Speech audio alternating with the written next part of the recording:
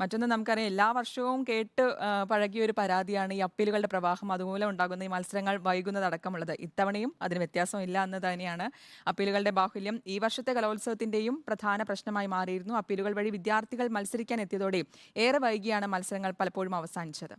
എന്നാൽ അപ്പീലുകളിൽ വന്ന പലരും ജില്ലാ കലോത്സവത്തിൽ അവരെ പിന്നിലാക്കിയവരെക്കാൾ മികച്ച വിജയം നേടിയാണ് സംസ്ഥാന കലോത്സവത്തിന്റെ പടിയിറങ്ങുന്നത്. ഇതോടെ ജില്ലാ കലോത്സവത്തിലെ വിധി നിർണയത്തിൽ പാളിച്ചയുണ്ടെന്ന പരാതിയും ഉയരുകയാണ്. വലിയൊരു പരാജയമാണ് ജില്ലാ തലത്തിൽ നടന്നത്. പക്ഷെ അതിന് ഫൈറ്റ് ചെയ്തിട്ട് സ്റ്റേറ്റിൽ വന്നപ്പോൾ ഏറ്റവും ടോപ്പ് ലെവലിൽ നമുക്ക് എത്താനായിട്ട് സാധിച്ചു. സംസ്കൃത നാടക മത്സരത്തിൽ കോട്ടയം ജില്ലയിൽ നിന്നും പിന്തള്ളപ്പെട്ട നാടകമാണ് കർണഭാരം. ഹൈക്കോടതി വഴി അപ്പീൽ നേടി. സംസ്ഥാന തലത്തിലെത്തുമ്പോൾ ജില്ലയിൽ 1-ാം സ്ഥാനം ലഭിച്ച സ്കൂളിനെയും പിന്തള്ളി മികച്ച നടനടക്കം സ്വന്തമാക്കി എ ഗ്രേഡ് വിജയത്തോടെ മടക്കം.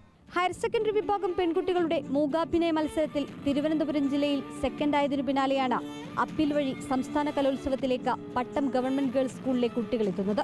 സംസ്ഥാന കലോത്സവ വേദിയിൽ ഉയർന്ന പോയിന്റ് നേടി എ ഗ്രേഡോടെ തന്നെ മടക്കം. സെക്കൻഡ് ബി ഗ്രേഡ് ആയിരുന്നു സബ് ജില്ലയിൽ. സ്റ്റേറ്റ് വന്നാൽ നമുക്ക് കിട്ടും എന്ന് ഞങ്ങൾക്ക് ഉറപ്പുണ്ട്. പലപ്പോഴും ജില്ലാ കലോത്സവത്തിൽ കൃത്യമായ വിധി നിർണയം നടക്കാത്തതാണ് ഇതിന് പിന്നിലെന്നാണ് പരാതി ഉയരുന്നത്. ജില്ലാതലങ്ങളിൽ നല്ല ഏറ്റവും കഴിവുറ്റ വിധികർത്താക്കൾ വന്നു കഴിഞ്ഞാൽ ഈ പ്രശ്നങ്ങളെല്ലാം ഒഴിവാകും എന്നാണ് എൻ്റെ അഭിപ്രായം. വർഷങ്ങളായിട്ട് ആൾക്കാർ ഇതിന് പ്രതികരിക്കുന്നുണ്ട്, ആൾക്കാർ പരാതിയായിട്ട് പോകുന്നുണ്ട്, ഒരുപാട് പേരെ ഇത് കണ്ട് സംസാരിക്കുന്നുണ്ട്. പക്ഷേ ഇതിന് വേണ്ടത്ര നടപടി സ്വീകരിക്കുന്നുണ്ടോ എന്ന് ചോദിച്ചാൽ ഇല്ല. അപ്പീലുകളുടെ അതിപ്രസരമാണ് കലോത്സവ വേദിയിലെന്ന് പറയുമ്പോഴും അപ്പീലുമായി എത്തിയവർക്ക് ജില്ലയിൽ പിന്തള്ളിയവരെ മറികടക്കാൻ കഴിയുന്നുണ്ടെന്നതാണ് അധ്യാപകരും വിദ്യാർത്ഥികളും ചൂണ്ടിക്കാണിക്കുന്നത്.